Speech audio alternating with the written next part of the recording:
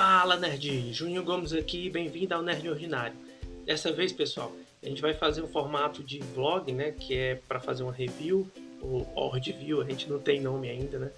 E como é um formato novo, perdoai minha nubice, mas eu tô aqui com a colinha, né, tópicos aqui para saber o que eu vou falar, não me perder tanto, né? Vai ser inevitável, vai ter cortes, não tem como. Então, assim, vamos começar com uma review rápida de Luke Cage e depois a gente volta aqui de novo.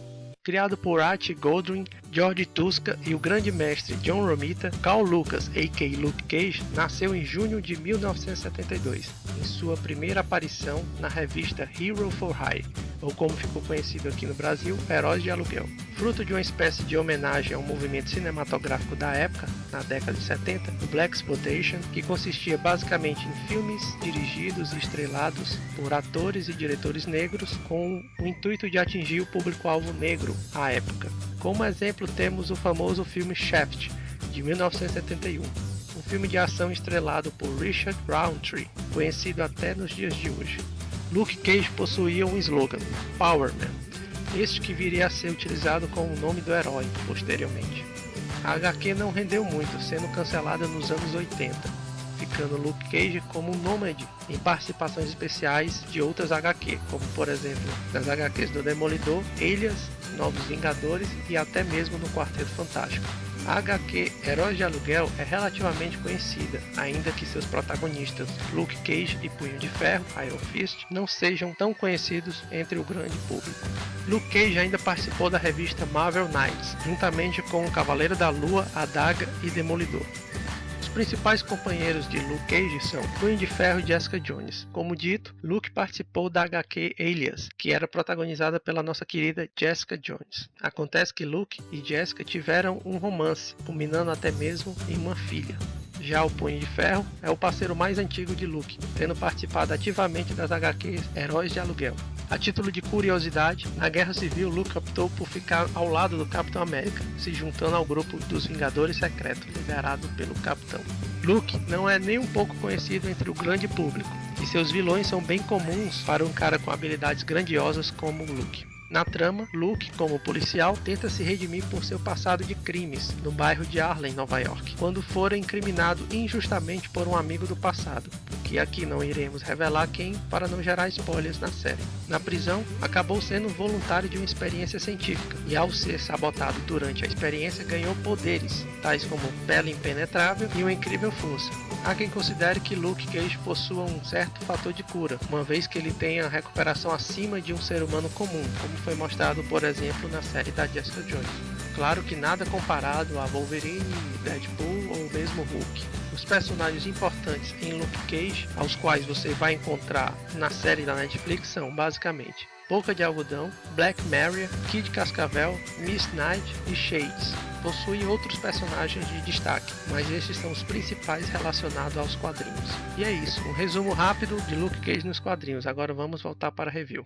Então galera, voltando aqui falando do seriado do Luke Cage, eu gostei no geral e vamos analisar assim as partes separadamente, né?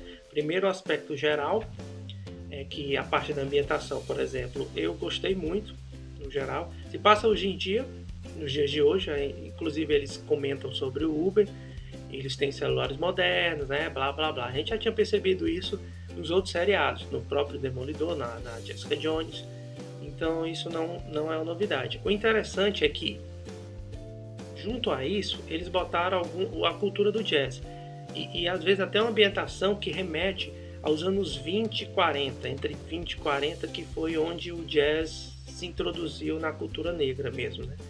E é uma coisa bem bacana, tipo na barbearia do Pop, que é o tutor dele, né? Quem acolheu o Luke Cage e tudo depois dos experimentos lá. Ele tem aquela questão do cara jogando xadrez na porta da entrada, né? Tem a questão de você falar palavrão e botar no jarro. Existe hoje em dia realmente ainda essa cultura, mas não é uma coisa que foi implantada hoje, é isso que eu quero dizer, entendeu? Então você sente que tem uma essência dessas décadas passadas nos dias de hoje, e isso eu achei muito bacana. Inclusive na boate do Cottonmouth, né, que é o Boca de Algodão, ele contrata só músicos de jazz, que foi uma boa sacada para você introduzir uma trilha sonora bacana e focada em alguma coisa, no caso jazz. Achei muito foda isso, achei muito bom. Para mim é um dos pontos altos, é a trilha sonora, sem dúvidas. Vocês vão perceber que eu estou olhando para cá porque eu estou vendo a minha pesca, né? Estou vendo os meus tópicos que eu fiz. Inclusive, sobre o cottonmouth, o boca de algodão, vou falar o nome mesmo em português, né? Boca de algodão, é interessante que ele tem, eu notei, pelo menos, né, é uma opinião minha, que ele tem alguns aspectos parecidos com Wilson Fisk, o rei do crime, né? Ele tem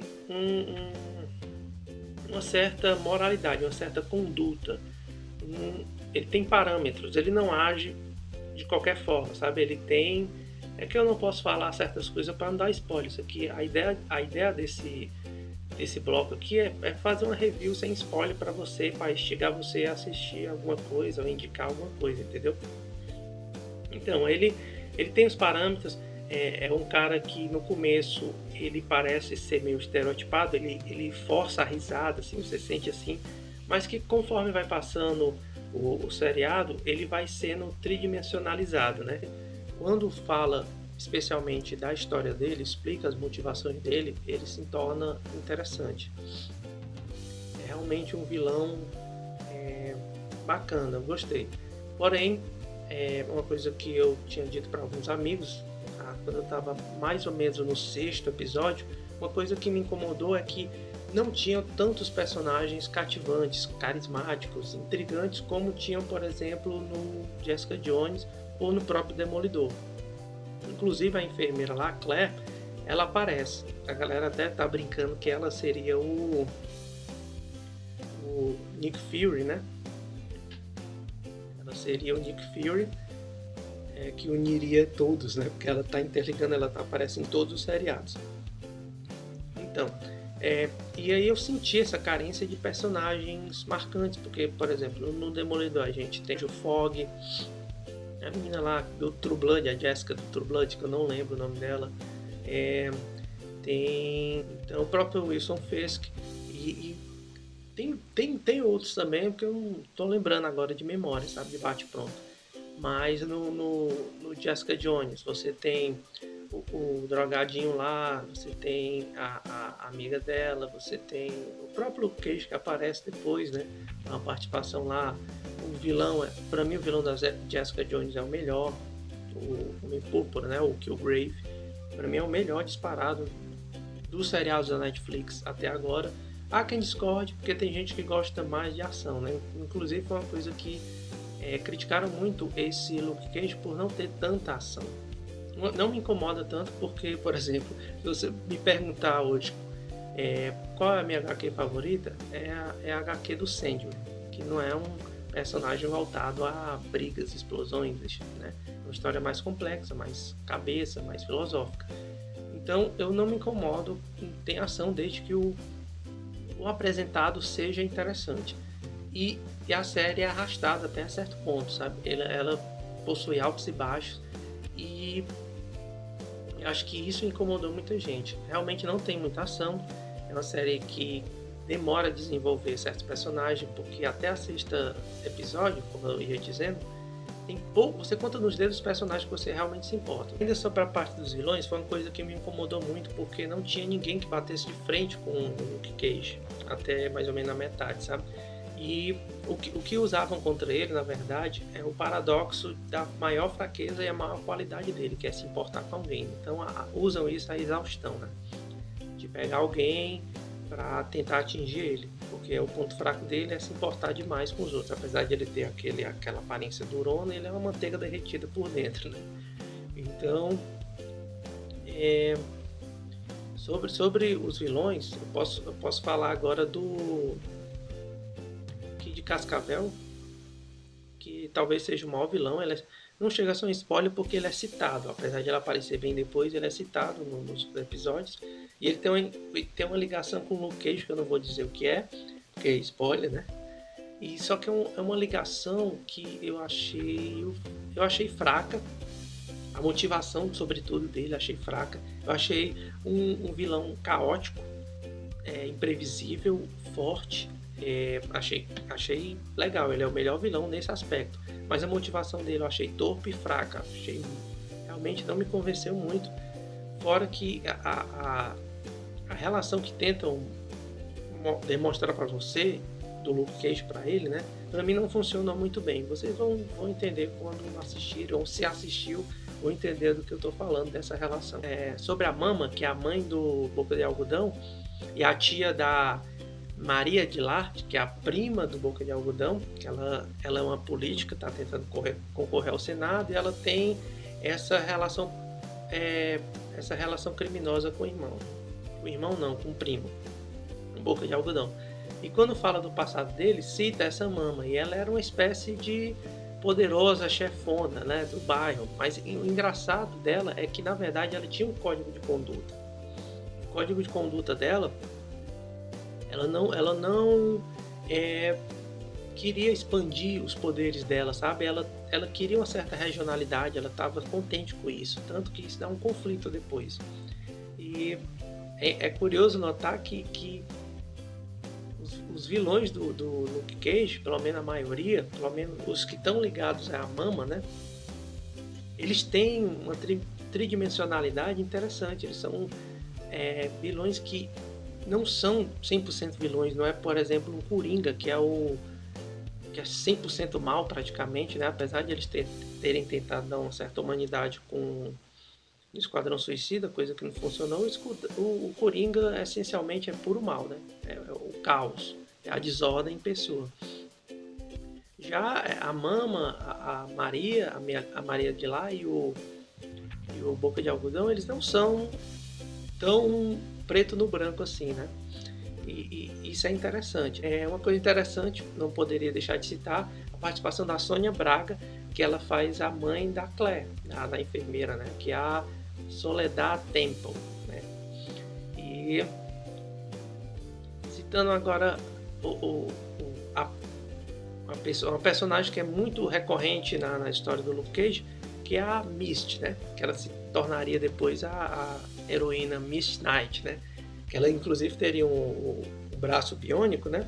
E tem um easter egg sobre isso. Eu não vou dizer o que é que vai acontecer, o que aconteceu, o easter egg que é, para não dar spoiler, mas tem um easter egg sobre o braço dela. E falar em easter egg, tem muito easter egg dentro da série. Assim, tem gente já apontando como tendo cerca de 40 easter eggs no geral. Por exemplo, eu posso citar para você no começo, quando ele mostra a origem dele, que ele foge, né, e pega umas roupas no varal, assim, alheio, fugindo ainda. Ele usa as roupas clássicas das HQ. Tem essa do braço da Miss Knight, que eu falei. E tem uma do Warriors, do filme Warriors, né? Que é quando o Kid Cascavel aparece e fala, né? Luke, come out to play. Que na verdade, vocês vão ver que Luke Cage é um nome artístico, entre aspas, né?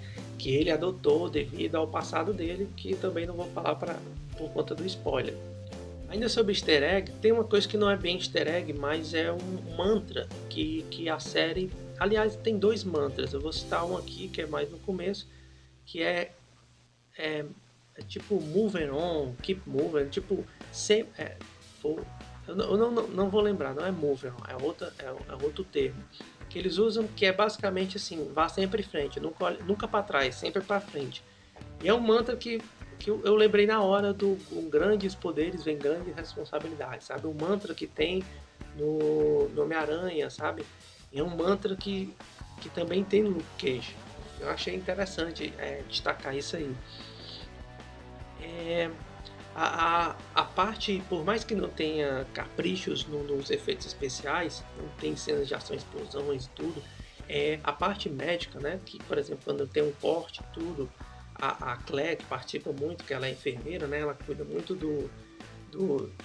das costuras de ferida, né? Os ferimentos, eles são bem realistas, assim, eu tive até nojinho, que eu não sou muito forte para essas coisas, e eu achei bem realista até, achei bem feito essa parte, né? Uma coisa que eu tô falando muito, né, galera, que alguns personagens são tridimensionais, é engraçado porque o Luke Cage, ele não me pareceu tão tridimensional assim. acho que acaba que é o ônus de você ser esse herói utópico, de certa forma, porque ele é meio incorruptível, né? Inclusive tem citando outro easter egg, a questão dos heróis de aluguel, né? Que oferecem dinheiro, oferecem um emprego para ir proteger por dinheiro. Ele diz que não quer aquilo, sabe? Inclusive sugerem a ele uma frase de não sou herói, me pague, né? E ele ri e tudo, que é uma referência aos heróis de aluguel. E é engraçado que ele é tão meio incorruptível, ele é tão incorruptível que ele se torna meio que unilateral, ele não é tão tridimensionalizado, eu não achei ele tão palpável quanto outros personagens, sabe? Achei ele meio estereotipado, na verdade, né? Aquele típico herói, sabe? Isso é uma coisa que eu achei interessante. Interessante é sobre a passagem de tempo, galera. É uma coisa que...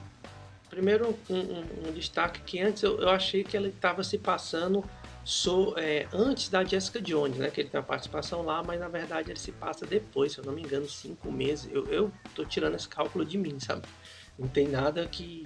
Pelo menos eu não lembro de nada que aponte exatos 5 meses que se passa depois da série da Jessica Jones. Eu achei que se passava um pouco antes da Jessica Jones, mas acaba que se passa depois. E passa antes os flashbacks de como ele virou o Luke Cage, como ele teve essa pele impenetrável dele, e também o passado dos vilões, né? Agora o interessante é que essa passagem de tempo, quer dizer, esses flashbacks não são tão bem introduzidos. Isso realmente para mim foi uma falha. Um dos primeiros flashbacks é quando ele está assim, deitado, meio desmaiado, e aí entra um flashback como se ele estivesse sonhando com aquilo, né? Relembrando aquilo inconscientemente. Mas depois fica muito mal picotado, sabe? Ele está fazendo uma cena aqui e de repente corta por flashback, sabe? Assim, muito abrupto. Eu não gostei, realmente esses cortes assim, para o flashback foram muito mal editados, na minha opinião. E engraçado, tem uma parte que é um plot twist lá pro meio da temporada, que é uma coisa bem inesperada, que me surpreendeu. Eu gostei em parte, não gostei da forma que foi, mas eu gostei em parte. Acho que deu um novo fôlego para a série ficou um pouco melhor. Assim. Realmente não esperava, fui pego de surpresa e gostei até. Então, de como ele se torna o Luke Cage, né? É uma coisa que dá a entender que seria um experimento, como foi o Wolverine. Depois mostra que foi preciso, foi uma coisa necessária para salvar ele. E depois mostra-se de novo que, na verdade, tudo aquilo tinha sido arquitetado. Por quem? Vai assistir que você vai descobrir. E a série tem muito disso, desses plot twist, né? Engraçado, galera, que ele não quer adotar disfarce, assim como a Jessica Jones, ele não tem um uniforme. E ao mesmo tempo ele quer ser discreto, o que é meio controverso, né? Que às vezes ele chega simplesmente com a camisa cheia de furo, bate em todo mundo e tudo, e quer sair desapercebido. Eu achei isso engraçado, controverso. Mas no geral, acho que é isso. Como primeiro vídeo, desculpa galera, quem gostou do vídeo dá um like aí, compartilha com a gente, se inscreve aqui no canal, é muito importante pra gente. Segue a gente na rede social, a gente está querendo sortear o Fallout 4 para PlayStation 4 e é importante que vocês participem. A gente quer fazer quando tiver 300 inscritos participando efetivamente. Vai ser uma coisa bacana e tudo, e uma troca de feedback, um feedback bacana de vocês. Vocês podem deixar no comentário. Como esse é o primeiro vídeo, eu devo ter cometido milhares de erros. E eu quero, se possível, algumas dicas de vocês, alguma sugestão de como eu posso fazer melhor e tudo. Mas é isso, acho que como primeiro, acho que tá bom, não vou falar mais, não prolongar mais, porque eu vou acabar dando spoiler. E no geral é isso. Como conclusão, eu digo para vocês, vale a pena assistir o Luke Cage de fato. Eu não achei o melhor dos 3 defensores, né? Esses defensores, quem conhece quadrinhos sabe que não deveria ser defensores, mas tudo bem. A marca é deles. Então, sobre os defensores até agora, para mim ele foi o pior. Não que seja ruim, mas eu achei Jessica Jones e Demolidor melhores. Jessica Jones, pra mim, ao contrário de muitos, a maioria vai preferir o Demolidor, até porque tem mais ação e tudo, mas pra mim a Jessica Jones é o melhor seriado da Netflix, da Marvel até agora. Seguido de Demolidor, segunda temporada, e depois a primeira, e depois o Luke Cage. Mas apesar do Luke Cage não ser a minha favorita, ele é bom. E para ter um parâmetro melhor, eu vou dar uma nota de 0 a 10. Eu daria para o Luke Cage uma nota de 7,5. 7, 7,5 é a nota que eu dou, assim. Acho que 7,5, vai. Então é uma série que eu recomendo. E é isso, galera. Se inscreva, compartilha, dá um feedback pra gente aí, é importante. E eu vejo vocês na próxima. Valeu!